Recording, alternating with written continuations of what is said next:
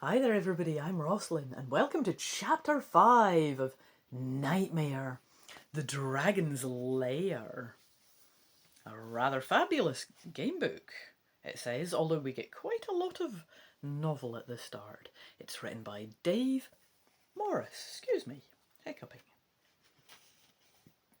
Yes, we're on Chapter 5 and things are really heating up. This one is called Into the Fire.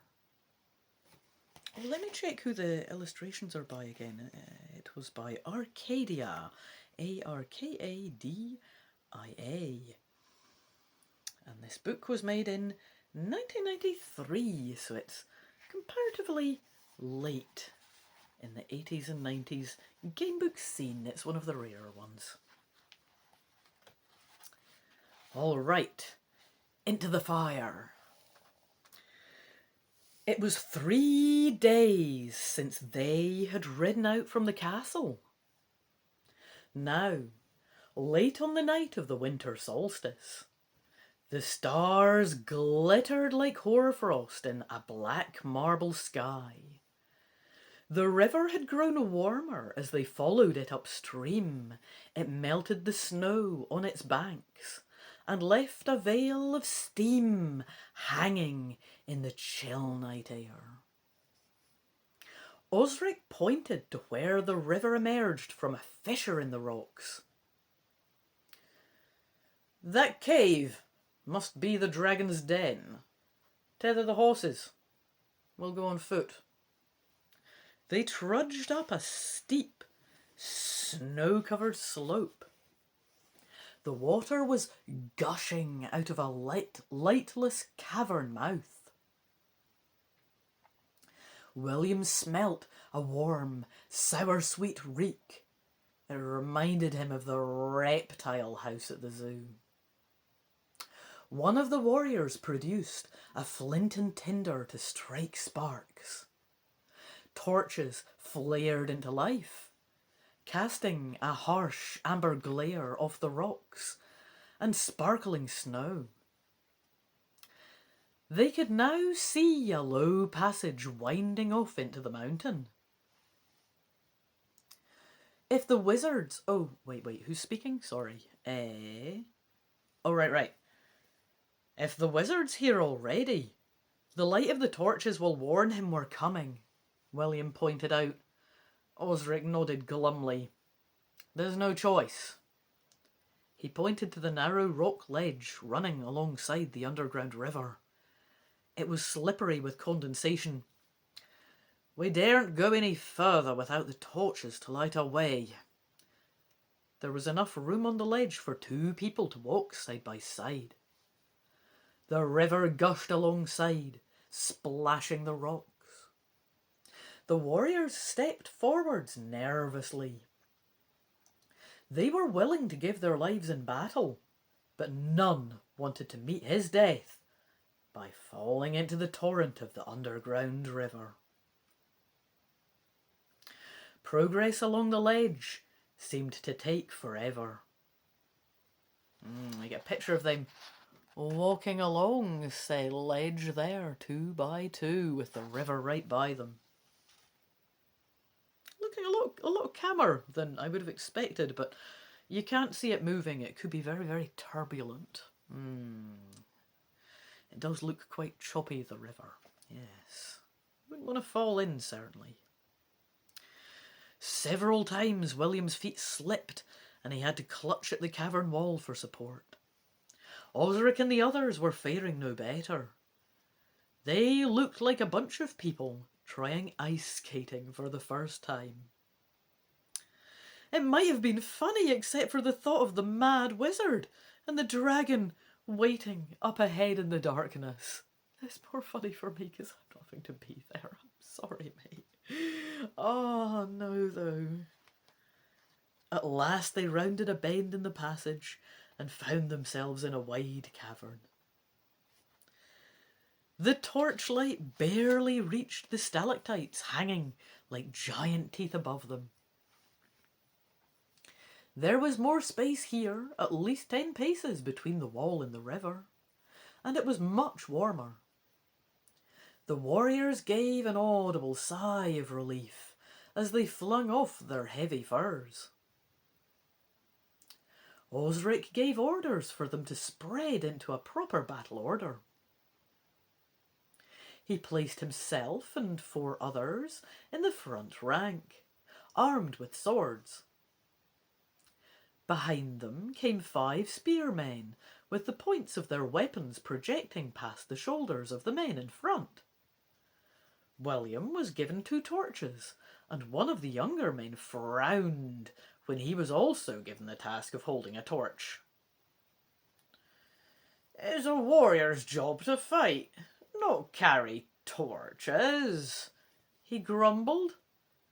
Even in a moment of approaching peril, Osric had the deft touch of a born leader. "You'll play as vital a part in the battle as the rest of us," he assured the man. "Without light, we'd only skew each other." They pressed on, and soon the tunnel widened still more. They entered a vast chamber. Here the river flowed from a vivid blue pool. Above the pool hung a soft, glimmering mist. Osric advanced and stared into the pool. Deep below, in the clear water, lay the huge white bones of old dragons. "The ancestors of Talionis," said Osric. "Her lineage must stretch back to the dawn of time." He seemed hypnotized by the sight. "Remind him we must hurry," said Faye anxiously. But Osric did not need reminding. Cocking his head to one side, he listened. The others did too, and in the stillness they heard a crackling of flames. Then a hollow roar boomed out of the darkness, the howl of the dragon. Osric lifted his sword and pointed to the back of the cave. "Advance!" he cried. As they pressed deeper into the mountain, a flickering pattern of light and shadow became visible on the wall just ahead. Turning sharply, the tunnel ended in a sheet of leaping flame. From beyond it came the sound of 2 voices, one human and wickedly crowing, the other thunderous and full of reptilian hisses. Ugh. William noticed a trail of blackened powder beside the wall of fire. "Dragon's egg dust," he guessed. "The wizard must have used magic to get through." Osric was staring aghast at the fiery barrier that blocked their path. No doubt the dragon intended this fire as protection for her Lair, but now it only prevents us going to her aid." Faye had an idea. "Tell him to go back and fetch their fur cloaks," she said to William. "Soak them in the river, then lay them across the wall of fire. We might be able to get through." Osric seemed dubious when William told him the plan. Beyond the wall of fire, a crack of lightning was followed by an agonized roar that shook the cavern walls. "The wizard will kill Talionis to reach her egg before it hatches," said William. "Surely any plan is worth trying." Osric nodded and turned to 2 of his men. "Go back, wet the cloaks, and return with them," he said. They had to listen, helpless, as the sounds of battle echoed from the other side of the flames. The noise of continual whooshing roars told them that Talionis was blasting her fiery breath at the wizard, but obviously to no avail.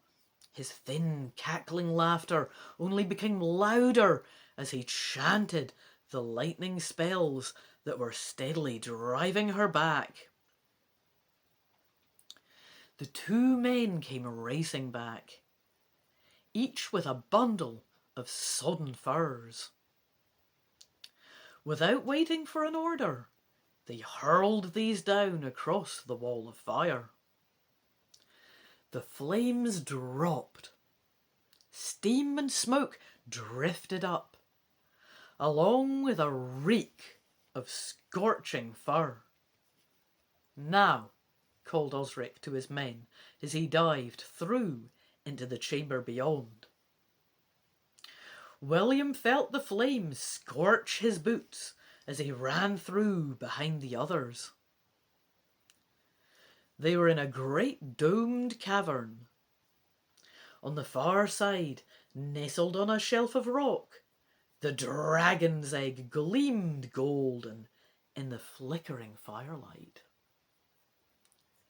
Something huge moved, throwing a long shadow across the cavern roof. William felt his legs go weak under him. He had seen lifelike robot dinosaurs in the Natural History Museum, and they had been convincing enough to be scary, but the sight of a real, fully grown dragon was utterly terrifying. Yeah, here it is now. I hope you have a spare change of pants on you, because just check this thing out. I mean, I'm crapping myself, mate. To be fair, if that's me down there next to it, this thing is massive. Okay, it is not the most scary looking dragon, but if it's that big, it still could just step on me, you know? It really could. Anyway, that is the end of Chapter 5, and indeed, my Episode 5. Toodaloo the new, I hope you've enjoyed that. I have. I hope to see you for Chapter 6, coming up soon.